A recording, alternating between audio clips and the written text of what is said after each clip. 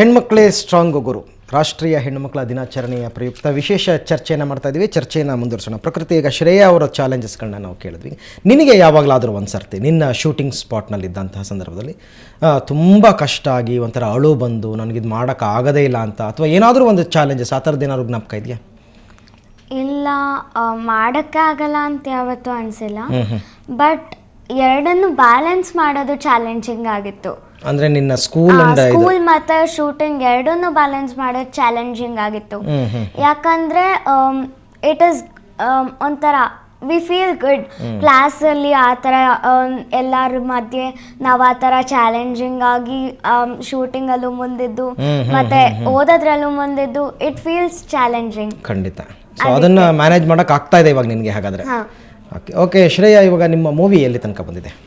ಈಗ movie almost complete ಆಗಿದೆ. ಒಂದೇ ಫ್ಲೈಯಿಂಗ್ ಮೆಷಿನ್ ಲಾಂಚಿಂಗ್ ಸೀನ್ ಒಂದು ಬಾಕಿ ಇದೆ. ಜೊತೆಗೆ ಸೈಮಲ್ಟೇನಿಯಸ್ಲಿ ಈಗ ಪೋಸ್ಟ್ ಪ್ರೊಡಕ್ಷನ್ ಸ್ಟೇಜಸ್, ಎಡಿಟಿಂಗ್ ಎಲ್ಲ ಮಾಡ್ತಾ ಇದ್ದೀವಿ. ಸೊ ಮೋಸ್ಟ್ಲಿ ಇನ್ 3 months ಅಲ್ಲಿ ಇಷ್ಟು ಲೇಟ್ ಆಯಿತು ಅನ್ಸುತ್ತೆ, ಯಾಕೆ? ಕಾರಣ ಏನು? ಆ್ಯಕ್ಚುಲಿ ನಾವು ಸ್ಟಾರ್ಟ್ ಮಾಡಿದ್ದು ನಾನು 10th ಇದ್ದಾಗ. ಸೊ 10th ನಾನು 10th ಆ ಡಿಸೆಂಬರಲ್ಲಿ ಸ್ಟಾರ್ಟ್ ಮಾಡಿದ್ದು. ಸೊ ಮತ್ತು ಫೆಬ್ರವರಿಯಿಂದ ನನ್ನ ಎಕ್ಸಾಮ್ ಸ್ಟಾರ್ಟ್ ಆಗೋಯ್ತು, ಬೋರ್ಡ್ ಎಕ್ಸಾಮ್ಸು. ಸೊ ಆದರೂ ಅದ್ರ ಮಧ್ಯದಲ್ಲೇ ನಾವು ಶೂಟಿಂಗ್ ಮಾಡಿ ಫೈನಲಿ ಬೋರ್ಡ್ಸಲ್ಲೂ ಫುಲ್ ಲೈಕ್ 99.6% ಬಂತು. ಅದ್ರ ಜೊತೆ ಆಮೇಲೆ ಈಗ ನೆಕ್ಸ್ಟ್ 11th ಹೋಲ್ ಇಯರು ಸ್ವಲ್ಪ ಫ್ರೀ ಇದ್ದೆ, ಬಟ್ ನಮಗೆ ಪರ್ಮಿಷನ್ ಸಿಗಲಿಲ್ಲ ಶೂಟಿಂಗ್ ಎಲ್ಲ ಮಾಡೋಕ್ಕೆ. Like flying shooting, astronaut training shootings ಎಲ್ಲ ಅಷ್ಟು ಪರ್ಮಿಷನ್ ಸಿಗಲಿಲ್ಲ, because they told time consuming ಆಯ್ತದು. ಸೊ ಆಮೇಲೆ ಈಗ ಮತ್ತೆ 12th ಮತ್ತೆ ಸ್ಟಾರ್ಟ್ ಮಾಡಿದ್ವಿ, ಬಟ್ ಈಗ ನನ್ನ ಬೋರ್ಡ್ ಎಕ್ಸಾಮ್ಸ್ ನಡೆಯುತ್ತೆ. ಓಕೆ ಪ್ರಕೃತಿ, ಇವಾಗ ಒಂದು ಕಲ್ಪನೆ, ಒಂದು ಆಸೆ ಅಂತ ಇರುತ್ತೆ ಫ್ಯೂಚರ್ ಪ್ಲ್ಯಾನ್ಸ್ ಬಗ್ಗೆ. ಅಂದರೆ ಎರಡೂ ಫೀಲ್ಡ್ನಲ್ಲಿ, ಎಜುಕೇಷನ್ ಫೀಲ್ಡ್ನಲ್ಲಿ ಮತ್ತು ನಿನ್ನ ಶೂಟಿಂಗ್ ಫೀಲ್ಡ್ನಲ್ಲಿ. ಈಗ ಪುಟ್ಟಿ, ನೀನೇನು ಪ್ಲ್ಯಾನ್ ಮಾಡ್ಕೊಂಡಿದ್ಯಾ? ಏನು ಅನಿಸ್ತಾ ಇದೆ ನಿನಗೆ? ಏನಾದರೂ ಮುಂದೆ ನಾನು ಹೀಗಾಗಬೇಕು ಅಂತ ಅಂದ್ಕೊಂಡಿದ್ಯಾ? ಈಗ ನಾನು ಸೈಂಟಿಸ್ಟ್ ಆಗಬೇಕು ಅಂದ್ಕೊಂಡಿದ್ದೀನಿ, ಬಟ್ ಆಮೇಲೆ ಏನು ಅನ್ಸತ್ತೆ ಗೊತ್ತಿಲ್ಲ. ಮೊದಲು ಡಾಕ್ಟರ್ ಇತ್ತು, ಆಮೇಲೆ ಮತ್ತೆ ಸೈಂಟಿಸ್ಟ್ ಚೇಂಜ್ ಆಯಿತು, ಮತ್ತೆ ಆಸ್ಟ್ರೋನಾಟ್ ಆಯಿತು, ಮತ್ತೆ ಸೈಂಟಿಸ್ಟ್ ಆಯಿತು. ಹೇಳೋಕ್ಕಾಗಲ್ಲ, ಮತ್ತೆ ಆಮೇಲೆ ಚೇಂಜ್ ಆಗ್ಬೋದು. ಈ ಥರ ಚೇಂಜ್ ಆಗೋಕ್ಕೆ ಕಾರಣ ಏನು ಗೊತ್ತಿಲ್ಲ. ಫಸ್ಟ್ ಒಂದ್ರ ಮೇಲೆ ಇಂಟ್ರೆಸ್ಟ್ ಇರತ್ತೆ, ಆಮೇಲೆ ಫೀಲ್ ಕ್ವೈಟ್ ಬೋರಿಂಗ್, ಆಮೇಲೆ ಮತ್ತೆ ಇನ್ನೊಂದಕ್ಕೆ ಹೋಗುತ್ತೆ. ಈಗ ಸದ್ಯಕ್ಕೆ ನೀನು ಸೈಂಟಿಸ್ಟ್ ಆಗಬೇಕು ಅಂತ? ಹೌದು. ಫಿಲ್ಮ್ ಫೀಲ್ಡಲ್ಲಿ ನೋ ಗೆಸ್, ಆ ಥರ ಏನು ಐಡಿಯಾ ಇಲ್ಲ? ಅಂದರೆ ಅವಕಾಶಗಳು ಸಿಕ್ಕಿದ್ರೆ ಮಾಡ್ತಾ ಇರ್ತೀಯ. ಎಲ್ಲಿ ತನಕ ನಿನಗೆ ಇವಾಗ ಈವನ್ ಏಕೆಂದರೆ ಎಷ್ಟೋ ಎಕ್ಸಾಂಪಲ್ಸ್ ನಮ್ಮಲ್ಲಿದೆ. ಬಾಲನಟಿಯರ್ ಆಗಿದ್ದವರೆಲ್ಲ ಇವಾಗ ಎಷ್ಟೋ ಜನ ಹೀರೋಯಿನ್ಗಳಾಗಿರ್ತಕ್ಕಂಥ ಉದಾಹರಣೆ ಇದೆ. ಸೊ ಅಂಥ ಪ್ಲಾನಿಂಗ್ಸ್ ಎಲ್ಲ ಇದೆ, ಆ ಥರ ಇದ್ರೆ ಮಾಡಬೇಕು ಅಂತ ಅಂದ್ಬಿಟ್ಟಲ್ವಾ?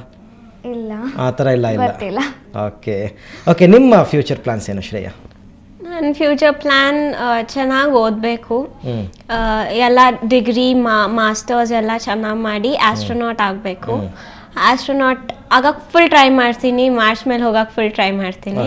ಆಮೇಲೆ ಹ್ಯೂಮನ್ ಫ್ಲೈಯಿಂಗ್ ಮೆಷಿನ್ ಇನ್ವೆಂಟ್ ಮಾಡಬೇಕು ಅಂತ ಇದ್ದೀನಿ. ಸೊ ಹೋಪ್ಫುಲಿ ಅದೆಲ್ಲ ಆಗಬೇಕು. ಎಲ್ಲರ ಬ್ಲೆಸ್ಸಿಂಗ್ಸ್ ಇದ್ರೆ, ಎಲ್ಲರ ಸಪೋರ್ಟ್ ಇದ್ರೆ ಹಾಗೆ ಆಗುತ್ತೆ. ಖಂಡಿತ. ಪುಟ್ಟಿ, ಈಗ ನಿನ್ನ ಥರದೇ ಎಷ್ಟೋ ಜನ ಹುಡುಗಿರುಗಳಿಗೆ ನಾನು ಸೀರಿಯಲ್ನಲ್ಲಿ ಆ್ಯಕ್ಟ್ ಮಾಡಬೇಕು, ನಾನು ಮೂವಿನಲ್ಲಿ ಆ್ಯಕ್ಟ್ ಮಾಡಬೇಕು ಅಂತ ಆಸೆ ಇರುತ್ತೆ, ಪ್ರತಿಭೆ ಇರುತ್ತೆ. ಆದರೆ ಎಷ್ಟೋ ಜನಕ್ಕೆ ಅವಕಾಶ ಇರಲ್ಲ.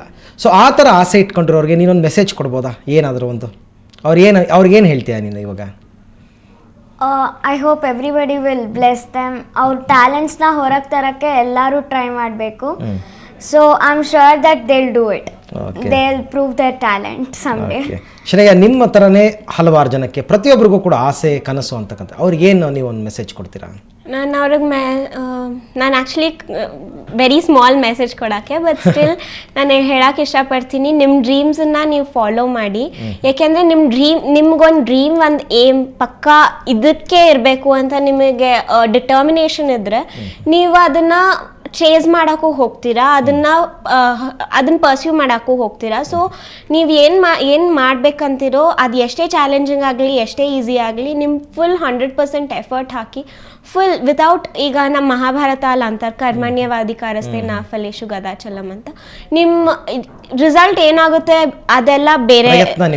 ನಮ್ಮ ಟ್ರೈ ನಾವು ಮಾಡಬೇಕು, ನಮ್ಮ ಬೆಸ್ಟ್ ನಾವು ಹಾಕಬೇಕು. ಈಗ ನಾವು ನಿಮ್ಮಿಬ್ಬರನ್ನು ಇವತ್ತು ಸ್ಟುಡಿಯೋ ಕರೆಸಿದ್ವಿ, ಆಯಿತಾ, ಒಂದು ಒಳ್ಳೆ ಡಿಸ್ಕಷನ್ ಮಾಡಿದ್ವಿ. ಅದಕ್ಕೆ ಕಾರಣ ರಾಷ್ಟ್ರೀಯ ಹೆಣ್ಣು ಮಕ್ಕಳ ದಿನಾಚರಣೆ ಅಂತಂದ್ಬಿಟ್ಟು, ಅದಕ್ಕೆ ಕಾರಣೀಭೂತರಾಗಿರ್ತಕ್ಕಂಥವ್ರು ಇಂದಿರಾ ಗಾಂಧಿ ಅವರು ಅಲ್ವಾ?